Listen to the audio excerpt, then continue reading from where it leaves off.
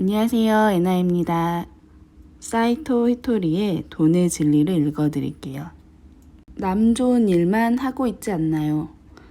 특출난 재능을 갖지 못한 사람은 어떻게 해야 부자가 될 수 있을까? 직장인이든 개인 사업을 하는 사람이든 일에서 벌어들이는 수입이 있다.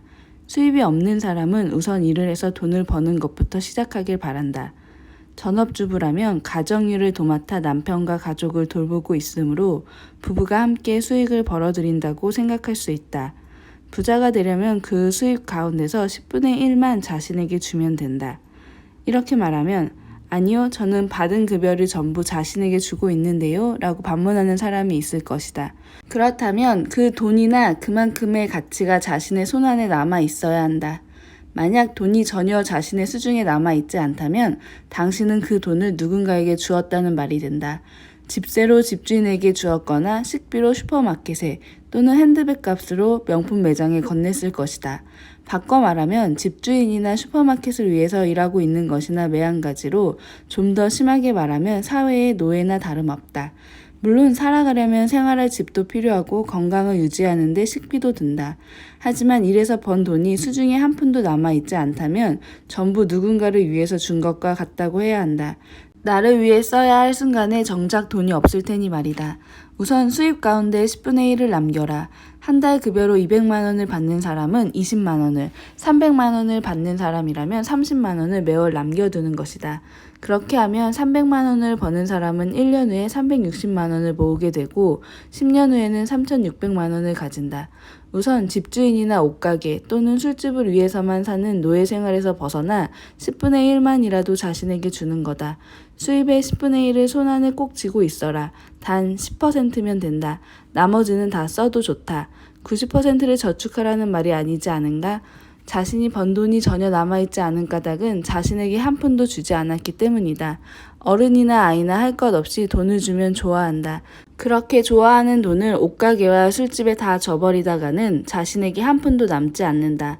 자신을 위해 남겨놓지 않는 것은 자신을 전혀 사랑하지 않는 행위다. 일단 수입의 10%를 남기는 일이야말로 돈에 쪼들리지 않는 그리고 부자가 되기 위한 첫걸음이다. 빈곤의 파동은 없앨 수 있습니다. 다시 수입의 10%를 모으는 이야기로 돌아가 보자. 한 달에 급여를 200만 원 받는 사람이라면 월 20만 원을 지갑 속에 남겨둔다. 그러면 다음 달에는 40만 원이 되고 5개월 뒤에는 100만 원으로 불어난다. 점차 두툼해지는 지갑이 만족스러울 즈음에 은행에 넣어두면 안 되나요? 하고 묻는 사람도 있다. 그래도 당장은 지갑에 넣어두길 권한다. 지갑 속을 살찌우는데 의미가 있기 때문이다. 이것도 하나의 법칙인데 돈은 있는 곳에 더 모여드는 습성이 있다.